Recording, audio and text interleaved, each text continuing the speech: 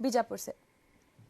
जी सतीश, बताएं, कल मतदान है और वहां बीजापुर में क्या कुछ तैयारियां देखने को मिल रही हैं कल के मतदान को लेकर?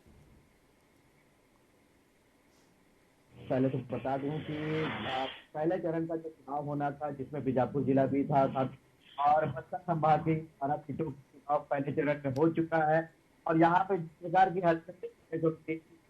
अब वास्तविकता यह है, बस्तर से ही होकर के जो है ताजपोशी जो बनती है और छत्तीसगढ़ का राज्य जिसको मिलता है, तो बस्तर का एक इतिहास जो बना हुआ है कि यहाँ का जो समीकरण है वो ही सबसे महत्वपूर्ण समीकरण होता है, क्योंकि बस्तर जिसने जीता मानो उसने छत्तीसगढ़ का ताज पहना। तो ये एक सिद्धांत को लेकर के अब बस्तर के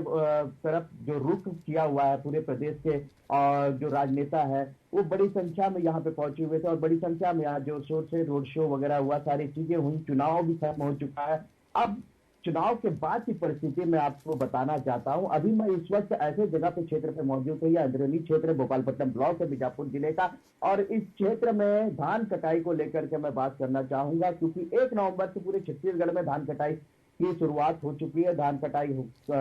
होने के साथ साथ में अब वो केंद्र के पास भी पहुंचने लगा है। धान केंद्र तक पहुंच रहे हैं, धान को लेकर के जो किसान है वो जा रहे हैं। लेकिन मैं यहाँ पे बस्तर की विडंबना की अगर बात करूं तो सबसे बड़ी विडंबना यहाँ पे यह बनकर निकलती है कि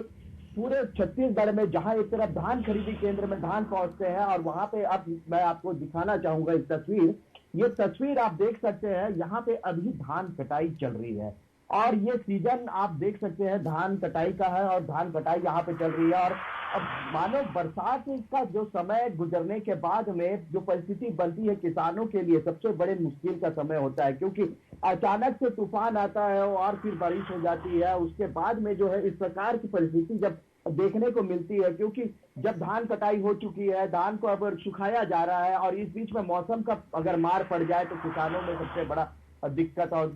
जहन में आता है, क्योंकि उनकी पूरी की पूरी फसल जो है वो नष्ट हो जाती है। और ये सबसे बड़ा जो हिस्सा है बस्तर का, जहां पे सबसे सर्वाधिक धान की खेती अधिक की जाती है, और उसके बाद में अगर इस प्रकार का नुकसान किसानों को झेलना पड़ता है तो उसके लिए आज तक जो सरकार जो नहीं कर पाई है, सबसे बड़ी विडंबना उस चीज। जी, तमाम जानकारी के लिए